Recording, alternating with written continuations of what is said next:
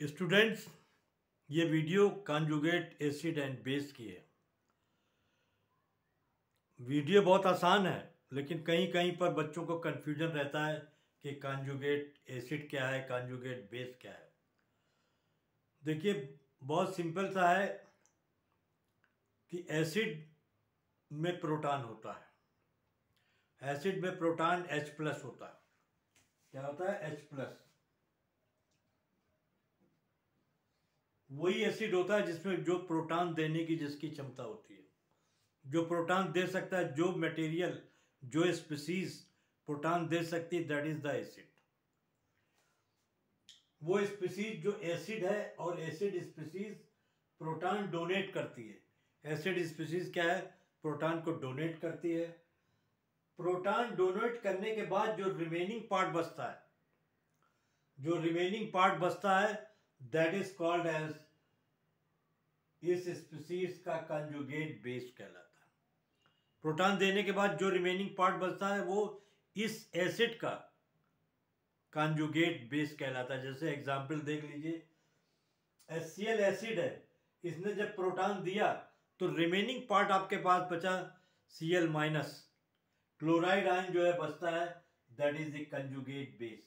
ये इसका conjugate base है। Cl is a conjugate base of HCl। HCl, इसी से दूसरा एग्जाम्पल जो है एसिटिक एसिड है। एसिटिक एसिड जब प्रोटॉन देता है तो इसमें ये एसीटेट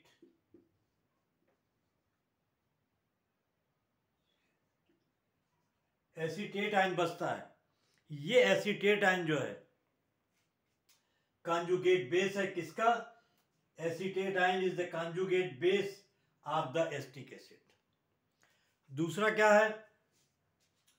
वो स्पीसीज जो बेस है, और बेस स्पीसीज प्रोटॉन को एक्सेप्ट करती हैं। बेस जो होते हैं प्रोटॉन को एक्सेप्ट करते हैं, क्योंकि इन पर निगेटिव चार्ज रहता है। इस पर क्या रहता है? निगेटिव। और प्रोटॉन पर पॉजिटिव चार्ज रहता है। और जो प्रोडक्ट एसिड बनता है, और जो प्रोडक्ट एसिड वो इस बेस स्पीसीज का कॉन्जुगेट एसिड होता है। इस बेस स्पीसीज का कॉन्जुगेट एसिड जो प्रोडक्ट बनता है वो इस बेस स्पीसीज का कॉन्जुगेट एसिड है। NH3 जो है ये बेस है आपका। NH3 बेस है। जब ये प्रोटॉन एक्सेप्ट कर लेता है, प्रोटॉन ले लेता है, तो ये ammonium ion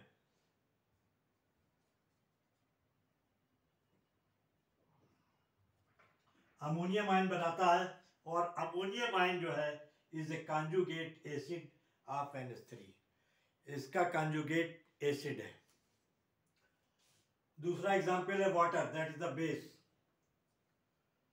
water acid base दोनों की तरह काम करता है, लेकिन वाटर वैसे तो न्यूट्रल रहता है, लेकिन एसिड और बेस दोनों की तरह काम करता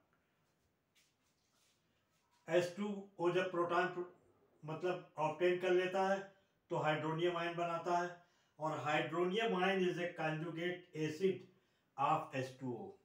H2 बेस का जो है ये एसिड है, सॉरी बेस है।